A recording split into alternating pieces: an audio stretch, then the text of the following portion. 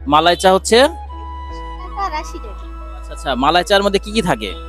মালাই চা খালি চায় মালাই থাকবে, সহ খালি শুধু থাকবে? খালি সহ। ওহো, এটা তাহলে আগে জানলে এটাই খাইতাম, এটা জানতাম না। হ্যালো এভরিওয়ান, আমি আসছি থানার মোড়ে এখানে চা খাওয়ার জন্য। তো আপনারা সবাই জানেন থানার মোড়ের হচ্ছে স্পেশাল দুধ চা। এটা আপনাদেরকে দেখাবো আমি কোন দোকানে আসছি। তো দেখেন, এই হচ্ছে থানার মোড়ের দোকান, এই যে ভাবির চায়ের দোকান।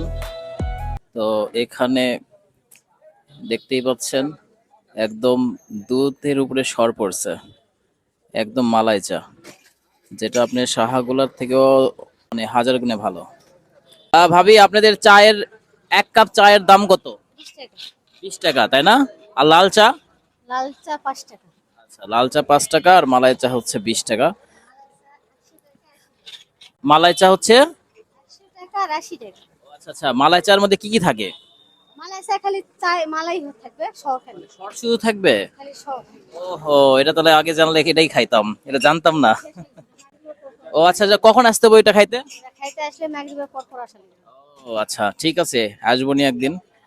জানা থাকলো, আমার দর্শকরাও জানলো। এটা কতক্ষণ দুধ জাল হচ্ছে? এটা সকাল 10:30 থেকে রাত 1টা পর্যন্ত ছিল। ওরে বাপ রে বাপ, একদম লাল হয়ে গেছে দুধ। এখানে অনেকেই আসে চা খাওয়ার জন্য, এই যে ভাইরা চা খাচ্ছে আরামে বসে থেকে। আশেপাশের ভিউটা আপনাদেরকে দেখাই।